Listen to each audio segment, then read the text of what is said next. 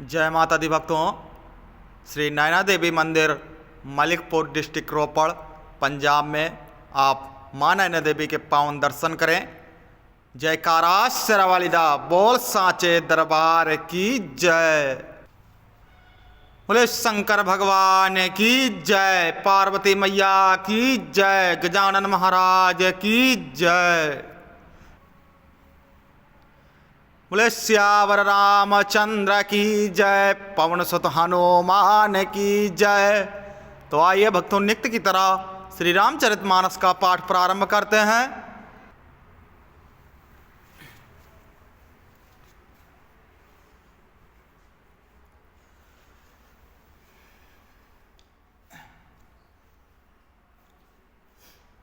जय माता दी, जय श्री राम। जब काफी समय प्रभु को अयोध्या में बाल लीला करते हुए गुजर गया, तब विश्वामित्र जी सुंदरवन में राक्षसों से बहुत ही पीड़ित थे, परेशान थे। तब विश्वामित्र जी अपने अंतर हृदय में विचार करते हैं कि प्रभु तो अवतरित हो गए हैं, तो क्यों ना चल के अयोध्या जाकर महाराज दशरथ से श्री राम लक्ष्मण जी को मांग लेते हैं और इन दुष्टों का संहार करना शुरू करते हैं। व्यापक अकल अनीह अज निर्गुण नाम नरोप, अभगत हेतु नाना विधि करत चरित्र अनूप। सियावल राम जय जय राम, मेरे प्रभु राम करो कल्याण। जो व्यापक अकल इच्छा रहित अजन्मा और निर्गुण है तथा जिनका ना नाम है न रूप है, वही भगवान अपने भक्तों के लिए नाना प्रकार की लीलाएं करते हैं, नाना प्रकार के चरित्र करते हैं।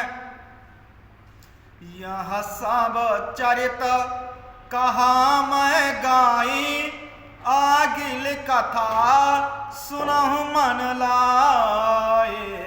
विश्वामित्र महामुनि ज्ञानी, बसहि विपिन शुभ आश्रम जानी। भगवान भोलेनाथ पार्वती जी से कहते हैं कि यह सब चरित्र मैंने तुम्हें सुनाई, अब आगे की कथा सुनो, जिसमें विश्वामित्र जी श्री राम को लेने के लिए अयोध्या आते हैं।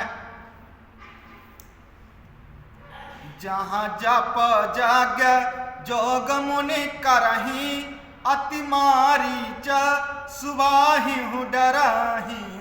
देखत यज्ञ निशाचर धावही, करही उपद्रव मुनि दुख पावही। जहाँ वे मुनि जप तप करते थे, योग करते थे, परंतु मारीच और सुबाहु ये दोनों ताड़का के पुत्र थे, और ताड़का इसी सुंदरवन में इन दोनों पुत्रों सहित निवास करती थी। और उनका एक ही काम था कि जो भी प्रभु का भजन करे उनको मारना, पीटना, प्रताड़ित करना, उनका यज्ञ विध्वंस कर देना।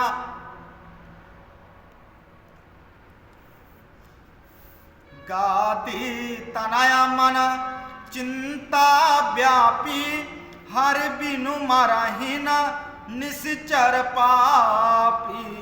तब मुनि बर मन की न विचारा, प्रभु अवतरऊं हरन मही भारा। महर्षि विश्वामित्र जी राजा गाध के पुत्र थे और विश्वामित्र जी भी राजा थे, किंतु अपने तप के बल से विश्वामित्र जी ने ब्राह्मणत्व पाया। तब उनके मन में, चित्त में बहुत ही चिंता व्याप्त हुई कि इन राक्षसों ने तो हमें बहुत परेशान कर रखा है और हरि बिन मरहिन निश्चर पापी, ये पापी राक्षस बिना हरि के, बिना नारायण के मरने वाले नहीं हैं। तब विश्वामित्र जी ने मन में विचार किया कि प्रभु ने तो पृथ्वी में अवतार ले लिया है, एहू मिस देखा पद जाई कर बिनती आनव दो भाई, ज्ञान विराग सकल गुणायना सो प्रभु मैं देखब भरी नयाना। विश्वामित्र जी मन में विचार करते हैं कि इसी बहाने जाकर प्रभु के दर्शन भी कराऊंगा और महाराज दशरथ से विनती करके उनके दोनों भाइयों को भी लेकर आऊंगा। बहुविधि करत मनोरथ जात लाग नहीं बार, करिमा जन सरऊ जला गए बोप दरबार सिया। बलराम जय जय राम, मेरे प्रभु राम करो कल्याण।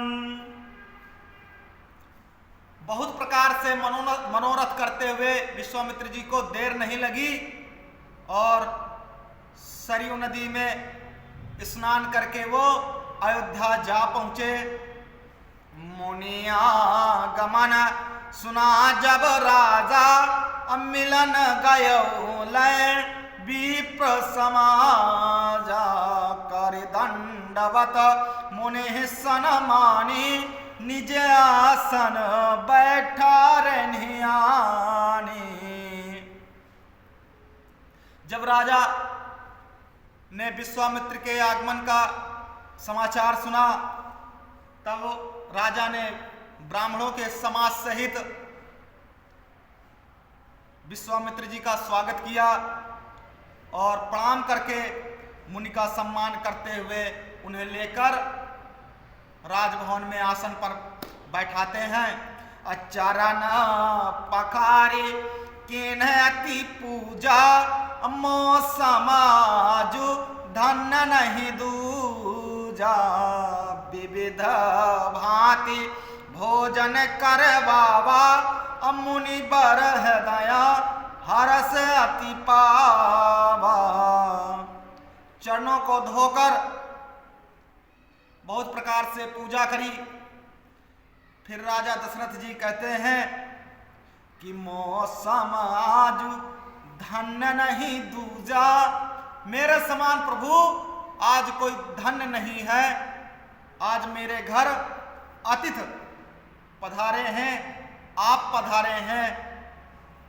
किसी के घर में अगर ब्राह्मण बिना बुलाए अगर पहुंच जाए तो समझो उस घर के भाग्य खुल गए। तब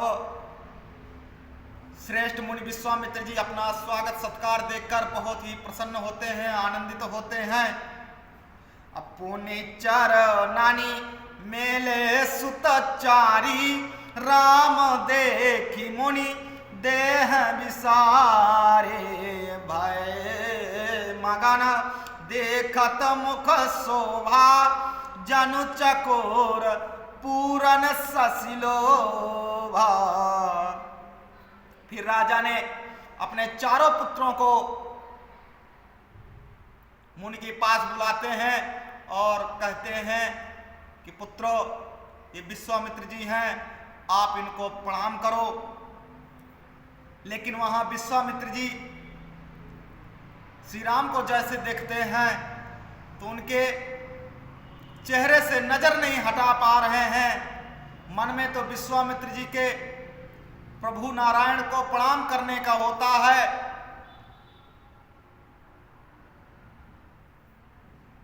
और प्रभु भी उन्हें देखकर मुस्कुरा रहे हैं कि अहो भाग्य हमारे प्रभु। वे श्री रामचंद्र जी की मुख की शोभा देखते ही ऐसे मगन हो गए मानो चकोर पूर्ण चंद्रमा को देखकर लुभा गया हो। तब मन हरसी बचन कह राहो, मुनियस कृपा न कीन्हु काहो। कहीं कारण आगमन तुम्हारा, अकहूँ सो करतन लावऊं बारा। तब राजा ने बड़े प्रसन्न मन से महर्षि विश्वामित्र जी से कहते हैं कि हे मुनि, इस प्रकार तो आपने आने की कृपा पहले तो कभी करी नहीं। अहो भाग्य हमारे कि आप हमारे घर पधारे। तो आप अपने आने का कारण बताएं प्रभु, किस कारण आए हैं, किस उपदेश से आए हैं, जो उसे मैं पूरा करने में अवश्य देर नहीं लगाऊंगा प्रभु। असुर समूह सतावहि मोहि, मैं जाचन आयऊ नपतोहि। अनुज समेत देहु रघुनाथा, अनिश्चर बध में हो बसनाथा। मुनि ने कहा, राजन, राक्षसों के समूह मुझे बहुत सताते हैं, बहुत प्रताड़ित करते हैं, इसलिए मैं तुमसे कुछ राजन मांगने आया हूं। मैं जाचन आया नपतोहि, मैं राजन तुमसे जाचन करने आया हूं, मांगने आया हूं। अपने छोटे भाई सहित, श्री राम के छोटे भाई लक्ष्मण सहित आप मुझे इन दोनों भाइयों को दें, और राक्षसों के मारे जाने को उपरांत मैं इन्हें सकुशल यहीं छोड़ जाऊंगा। देहु भूप मन हर्षिता, तजहु मोह अज्ञान। धर्म सुजस प्रभु तुम कहो, इन कहती कल्याण। सियावल राम जय जय राम, मेरे प्रभु राम करो कल्याण। और विश्वामित्र जी साथ में ये भी कहते हैं कि हे राजन, आप इन्हें प्रसन्न मन से दो, मोह और अज्ञान को छोड़ दो प्रभु। हे स्वामी, इससे तुमको धर्म और सुयश की प्राप्ति होगी और इनका परम कल्याण होगा, क्योंकि ये धर्म की रक्षा के लिए मैं इन्हें लेके जा रहा हूं प्रभु। जैसे ही इतना सुना तो मानो राजा दशरथ जी के हृदय से उनके प्राण ही निकल गए हों। वो बड़े अचरज में पड़ गए और नाराज भी हुए। सुने राजा अति अप्रिय बानी, हृदय कंप मुख दुति कुमलानी। चौथे पन पायऊ सुतचारी, अभी प्रवचन नहीं कहूं विचारे। इतना अत्यंत अप्रिय वचन को सुनकर राजा दशरथ का हृदय कांप गया। उनकी मुख की कांति फीकी पड़ गई, चेहरा फीका पड़ गया, उनका तेज चला गया। उन्होंने कहा, हे ब्राह्मण, आपने मांगा तो क्या मांगा? मैंने चौथेपन में अर्थात अपने अंतिम पड़ाव में इन 4 पुत्रों का सुख पाया है प्रभु, और आप इन्हें ही मांग रहे हैं। आप सोना मांगते, चांदी मांगते, हाथी घोड़े मांगते, मेरे यहाँ तक मेरे प्राण मांग लेते प्रभु तो मैं आपको दे देता, लेकिन आप क्या मांग रहे हैं? राम और लक्ष्मण को मांग रहे हैं आप। आपने बिना कुछ सोचे समझे आपने कह दिया। और वैसे भी किसी के घर में भगवान हो और आप जाओ कह दो कि मुझे अपने भगवान दे दो, तो भला कोई दे देगा? मांगा हूं भूमि धेनु धन कोसा, सरबस देऊं आज सहरोसा। देह प्राण ते प्रिय कछु नाही, सो मुनि देओ निमिषे कमाही। हे मुनि, आप पृथ्वी गौ धन खजाना मांग लीजिए, मैं आज बड़े हर्ष के साथ अपना सर्वस्व दे दूंगा। और हे मुनि, देहि प्राण ते प्रिय कछु नाही, असो मुन देव निमिष एक माही। शरीर में प्राण से अधिक कुछ नहीं होता, इससे प्रिय कुछ नहीं होता, लेकिन मैं आपको प्राण तक देने के लिए तैयार हूं प्रभु, लेकिन आप इनको मत मांगिए। सब सुत प्रिय मोहि प्राण की नाई, राम देत नहीं बनाई गोसाई। कहाँ निश्चर अति घोर कठोरा, कहाँ सुंदर सुत परम किशोरा। हे मुनि, मुझे अपने चारों पुत्र बहुत ही प्रिय हैं, और उनमें से भी आप राम को बोल रहे हैं प्रभु। राम तो मेरे प्राणों से भी अधिक हैं, तो उनको कैसे दे दूं मैं? कहाँ वो अत्यंत डरावने कठोर राक्षस, और कहाँ मेरे ये किशोर पुत्र, बाल्यावस्था पुत्र, ये छोटे छोटे बालक, आप कहाँ उनसे लड़ने के लिए प्रभु आप ले जा रहे हैं? सुनी न गिरा प्रेम रस सानी, हृदय हरस माना मुनि ज्ञानी। तब वशिष्ठ बहुविध समझावा, नृप संदेह नाश कह पावा। प्रेम रस में सनी हुई राजा की वाणी सुनकर ऋषि विश्वामित्र जी बड़े ही हर्षित होते हैं, प्रसन्न होते हैं कि प्रभु के प्रति इतना प्रेम। तब विश्वामित्र जी अपने अंतर हृदय से महर्षि वशिष्ठ जी को इशारा करते हैं कि प्रभु आप ही महाराज को समझाएं कि ये प्रभु नारायण अब जितने दिन इनको अयोध्या में रहना था रह लिए, अब इनका कार्य जिस लिए आए हैं उस कार्य का समय हो गया है, तो प्रभु आप इनको समझाएं। तब वशिष्ठ जी ने राजा को बहुत प्रकार से समझाया कि हे राजन, आप इनको दे दें, जिससे राजा संदेह नाश को प्राप्त हुआ। और राजा ने हामी भर ली कि चलो ठीक है, दे तो दूंगा। तब क्या कहते हैं राजा? अतिया दर दो तनया बोलाए, हृदय लाई बहु भांति सिखाए। मेरे प्राण नाथ सुत दो, तुम मुनि पिता आन नहीं को। फिर राजा कहते हैं कि हे विश्वामित्र जी, ये दोनों पुत्र मेरे प्राणों से भी अधिक प्रिय हैं, और हे मुनि, अभी तक तो मैं इनका पिता था, लेकिन अब आप लेके जा रहे हैं प्रभु, तो आज से आप ही इनके पिता हैं।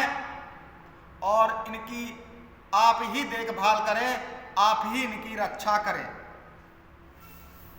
सौंपे भूप ऋषि सुता बहुविधि दे अशेष, जननी भवन गए प्रभु अचले नाई पद शीस, सियावल राम जय जय राम, मेरे प्रभु राम करो कल्याण। राजा ने बहुत प्रकार से अपने पुत्रों को आशीर्वाद देकर उनको हृदय से लगाकर ऋषि के हवाले कर देते हैं। फिर प्रभु माता के महल में जाकर माता का आशीर्वाद लेकर वन को चले जाते हैं। पुरुष सिंह दो वीर हर्ष चले मुनि भय घरन, कृपा सिंधु मत धीर अखिल विश्व कारण करण, सियावल राम जय जय राम, मेरे प्रभु राम करो कल्याण। पुरुषों में सिंह रूप दोनों भाई श्री राम और लक्ष्मण जी मुनि का भय हरण करने के लिए प्रसन्न होकर चल दिए, क्योंकि प्रभु ने ऋषि वशिष्ठ जी से तो विद्या प्राप्त कर ली थी। अब उनका प्रैक्टिकल करने का समय आ गया था, अभ्यास करने का समय आ गया था।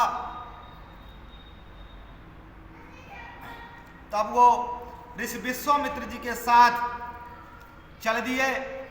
आरोना नयन और बाहु विशाला, नील जलज तनु श्याम तमाला, कटिपट पीता कसे बर भाता, रुचिर चाप सायक दुहाता।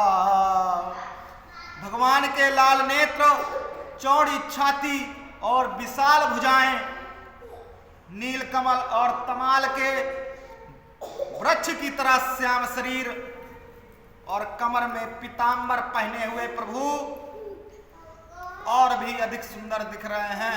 और तरकस में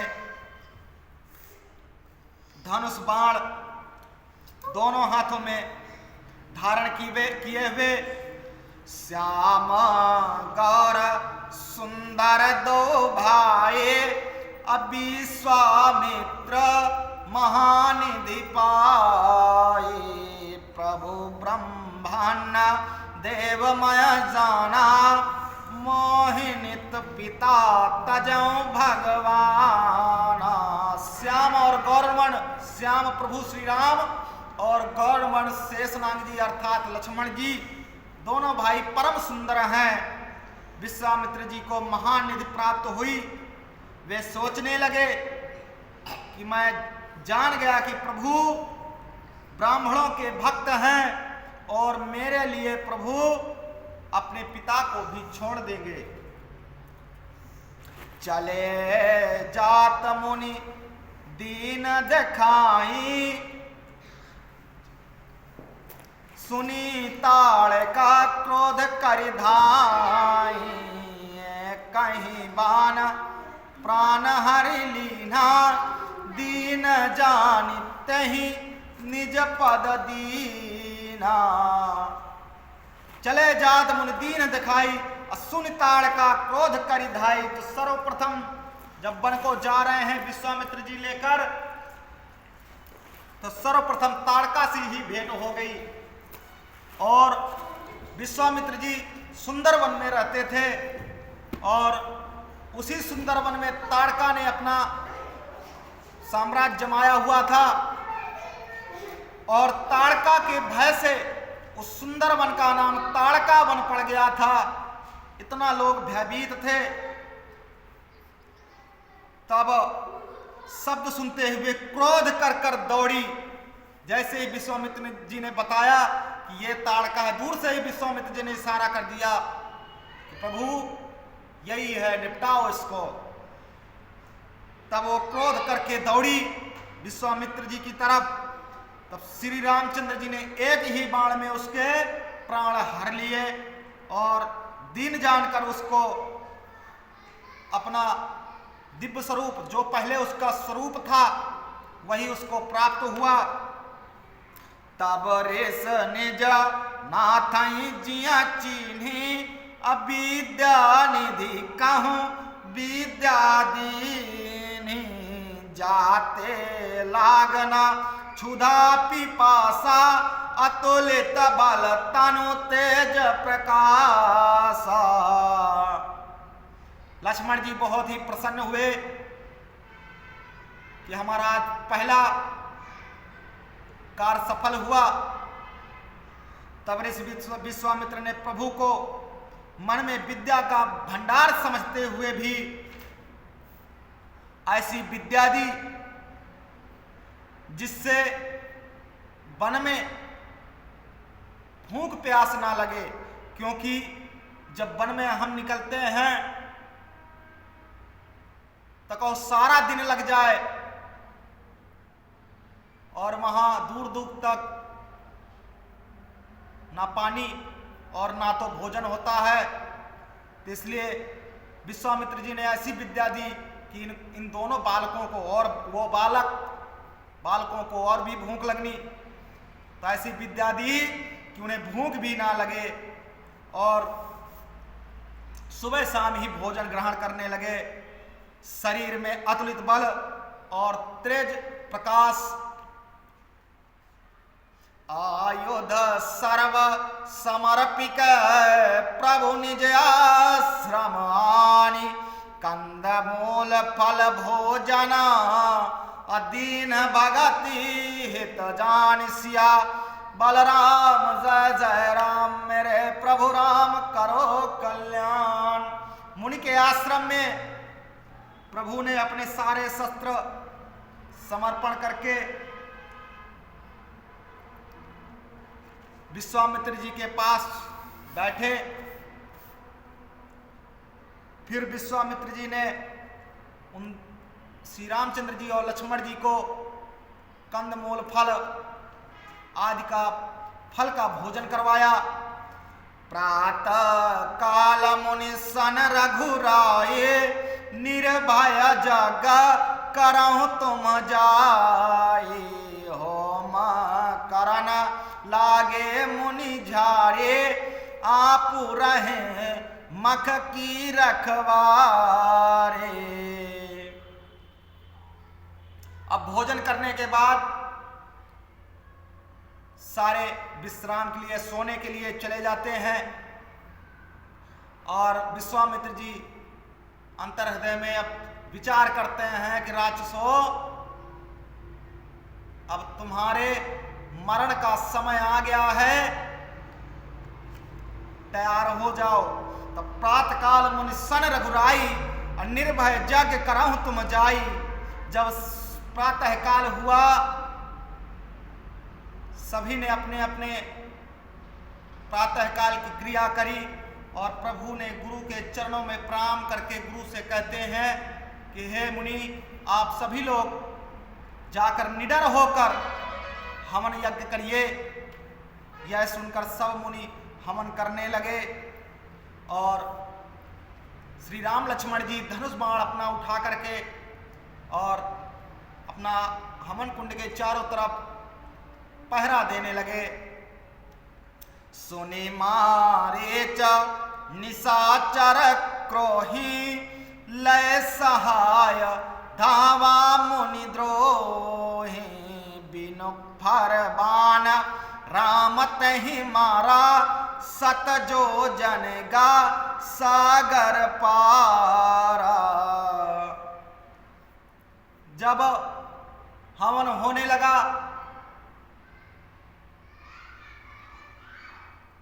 मंत्रों के उच्चारण होने लगे,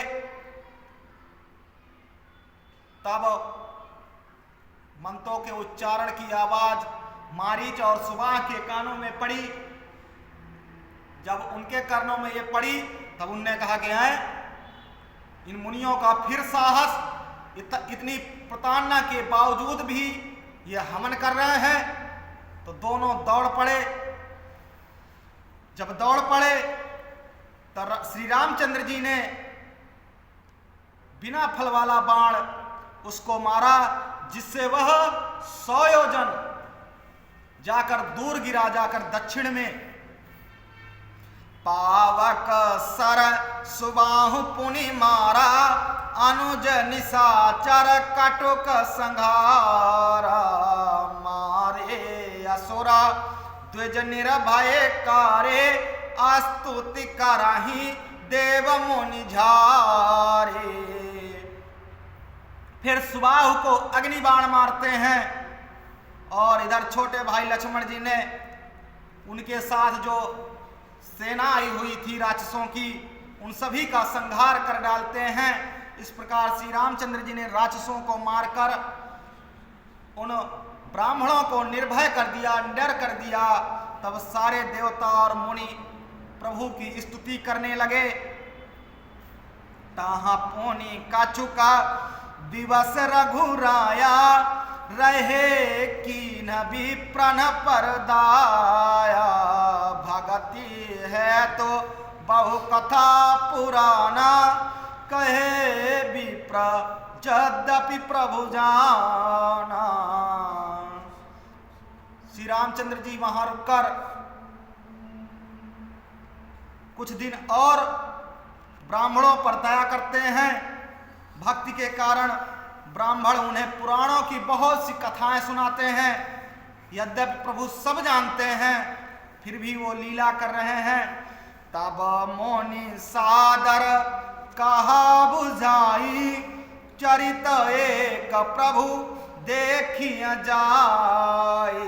धनुष जाग्ञा सोनि रघुकुल नाथा, हरसी चले मुनिवर के साथ। इसके उपरांत मुनि विश्वामित्र जी, क्योंकि जिस कारण से लाए थे और वो सारी कड़ियां उन्हें जोड़नी थी, तब आदर पूर्वक समझाते हैं कि हे प्रभु, चलकर एक चरित्र देखिए। रघुकुल के स्वामी श्री रामचंद्र जी धनुष यज्ञ की बात सुनकर मुनिश्रेष्ठ विश्वामित्र जी के साथ बड़े प्रसन्न मुद्रा में चल देते हैं। आश्रम एका धीक मग माही, खग मृग जीवा जंतु तहनाही। पूछा मुनि शिला प्रभु देखी, सकल कथा मुनि कहा विषेखी। मार्ग में एक आश्रम दिखाई पड़ा, वहां पशु पक्षी कोई भी जीव जंतु नहीं था। पत्थर की एक शिला देखकर प्रभु ने पूछा, तब मुनि ने विस्तार पूर्वक वह सब कथा कही।